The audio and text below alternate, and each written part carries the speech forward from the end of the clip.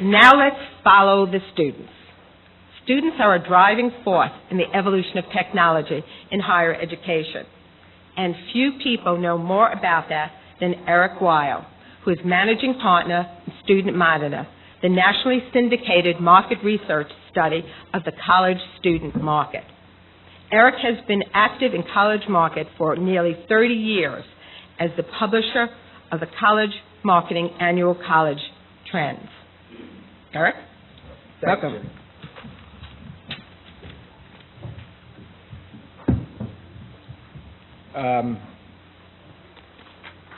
The title of our session is Students as Digital Consumers. And the actionable word there, I think, is consumer.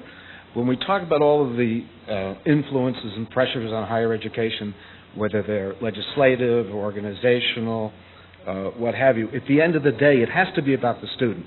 And in order for that to be successful, we really have to understand why students do what they do, not just what they do, and put that in the context. And there's so many examples that we see in the technology area where students haven't embraced, not because they're afraid of technology or they don't welcome technology. It's just that from their perspective, there isn't any real functionality. There isn't any real improvement in their life. So we will see that in a number of different examples. I don't know how that snuck in. That's my grandson, who's exactly a week old today, and will be a digital consumer. Anyway, in terms of giving us some background, some context for what we do, as Ginny mentioned, we've been publishing the Student Monitor syndicated market research study for more than 20 years. We do, I know this is the theme, but we do our research the old-fashioned way. And when I say the old-fashioned way, I mean we actually talk to students live. And those are one-on-one interviews that we do on 100 different campuses throughout the United States that are selected to be representative of the student population nationally in terms of the ratio of public versus private and the geographic distribution for each of the four census divisions and, each of the four census regions, each of the 9 census divisions.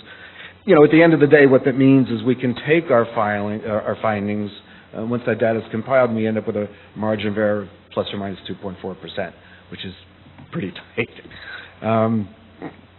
Just to give an idea of let's say, a profile of the average college student this year, if there was such an average, because we know they'd be 68% Caucasian and 11% Asian American, and they'd be 52% female and 48% male. It'd be kind of an interesting average if you could put that student together. But if you did, you'd see that they would tell us they have a monthly discretionary spending power of $178.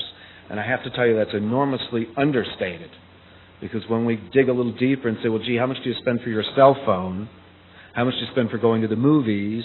How much do you spend for automobile repairs and so on and so forth? Anybody want to guess what the real number is in terms of students' discretionary spending? Not that they understand the word discretionary. No guesses? There's no prize, so $500? It's actually over $800 a month. It's just that, again, they can't think of a cell phone as being a discretionary item. It's kind of a must-have. We saw a significant drop this year in annual personal earnings. In fact, the average student told us they earned $4,000. Either the boys overstate or are bragging, but typically they report a number higher than female students. I'm sure it doesn't surprise you that there's a correlation with year in school. Upperclassmen tend to earn more than underclassmen. About 2/3 get money from home, and that averages about $258 a month. In terms of employment, we see a significant number of students, almost half, that have a part-time job during the school year. On the left-hand side of this graph, you can see the kind of economic pressures that students have found themselves under this year in terms of changes in their own earnings, changes in their families' earnings, so on and so forth. However, we'll also see that in spite of those economic pressures they find themselves confronted with, that hasn't changed their attitudes towards their role as digital consumers and their intent to purchase different products. I'm sure this comes as no surprise to you, but if we look at what's in on campus, and this is an aided list that we give them, technology-related items and drinking continue to top the list of what's in. And I mean, you can chuckle, but I'll go back a few years ago not even a few years ago, I guess about 12 years ago, when all of a sudden there was something bigger than drinking beer. And that morning we got calls from Anheuser-Busch and Miller Brewing and Adolph Coors out in Colorado, thinking that the world had come to an end. Does anybody want to guess what was bigger than drinking beer in 1997?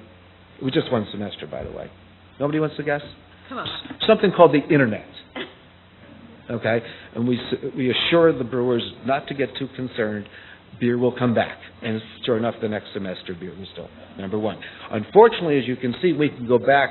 The real value of what we do, we believe, isn't that data point at a specific point in time, but how it relates to data over a longer period of time in terms of trend. And as you can see, while beer is being beaten by Apple iPhones and by texting and by Facebook, it's still in the top 5. The question is this a multitasking type of behavior where we're drinking beer and texting at the same time? I'm not certain. Computer ownership. I think we're missing some points there on the left we can't read, but just to give you I'm sure it comes as no surprise to you, ownership of a personal computer is completely ubiquitous in the student market. We see 95% of all students tell us they own a computer. About 2 in 3 say I only own a laptop.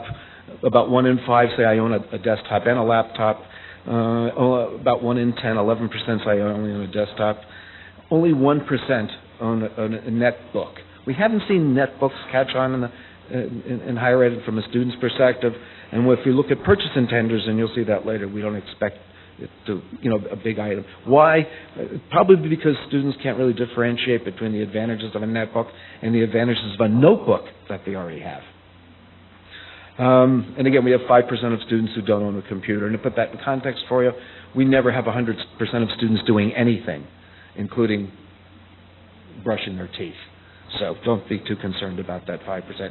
Number of computers owned in this pie chart, you can see we've got about 2 in 3 who say I only own 1 computer, 1 in 4 saying I own 2 computers, and 1 in 10 saying I own 3 or more computers. And again, this isn't among all students, but just students that own a computer.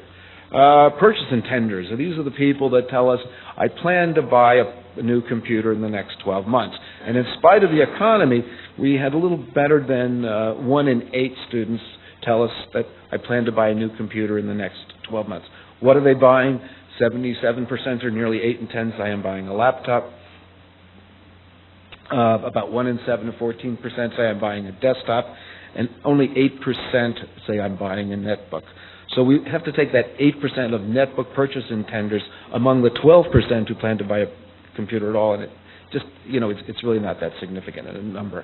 If I could leave anything with you, I would say, and from a trend standpoint, if this makes any sense to you, we've seen desktop ownership and purchase intent be trending down, and at the same time, notebook ownership and purchase intent is trending up, and netbook ownership and purchasing intent is trying to get traction. I don't know how else to put it. The numbers are so small that we actually get concerned in terms of our margin of error.